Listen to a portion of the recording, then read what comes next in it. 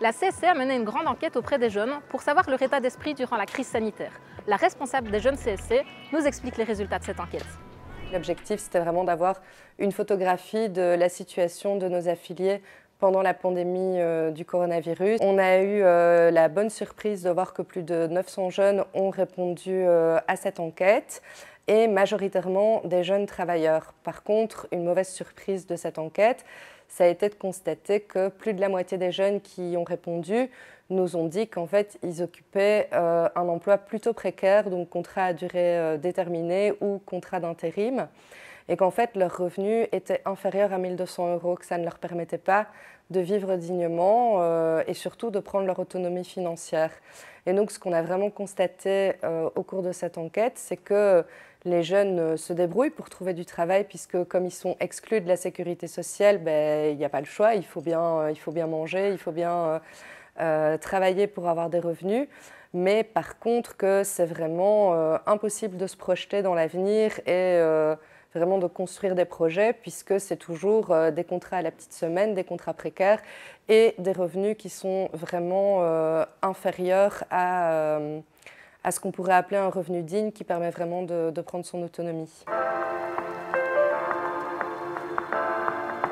À l'origine de la sécurité sociale, les jeunes avaient accès au chômage dès la sortie des études, moyennant un stage d'insertion de 75 jours. Et en fait, au fur et à mesure du temps, cette période d'attente pour pouvoir accéder aux allocations de chômage, pour ceux qui ne parviennent pas à trouver du travail, a été allongée jusqu'à arriver à 1 an en 2015. Et donc, en fait, les jeunes qui sortent des études doivent entamer un stage qui avant était un stage d'attente qui dure 1 an et ils doivent avoir terminé ce stage avant leurs 25 ans. S'ils le terminent après, ils sont automatiquement exclus de la sécurité sociale, ce qui en fait ne laisse pas vraiment le droit à l'erreur. Un jeune qui a doublé pendant ses études, même pendant les études primaires par exemple, se retrouve de facto exclu de la sécurité sociale. J'ai décroché mes études en 4e année secondaire suite à un parcours de vie un peu spécifique et vu que je ne savais plus trop quoi faire, j'ai décidé de chercher un peu du travail à gauche et à droite en temps avec le Forum. Et par la suite, en fait, j'ai vu qu'il y avait le service citoyen qui existait. Et de là, en fait, quand j'ai fini mon service citoyen, j'ai voulu reprendre des études en fait, en tant qu'assistant social. J'ai vu justement qu'on faisait des tests d'admission pour permettre aux personnes qui n'ont pas leur diplôme, leur CSS, de pouvoir accéder aux études.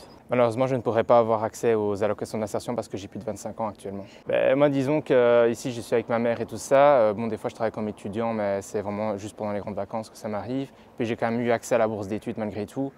Donc voilà, on essaie quand même de se sortir malgré tout, même quand des fois c'est un peu plus compliqué. Et donc j'ai quand même des craintes par rapport au futur, quoi. Les sentiments exprimés dans cette enquête, c'est vraiment de grandes inquiétudes par rapport à l'avenir. La moitié des jeunes qui ont répondu à l'enquête déclarent encore vivre chez leurs parents alors que ce sont majoritairement des travailleurs. Donc ça montre vraiment qu'il y a un problème d'autonomie. Et en fait, c'est des craintes par rapport au futur et il n'y a pas vraiment de confiance dans l'avenir.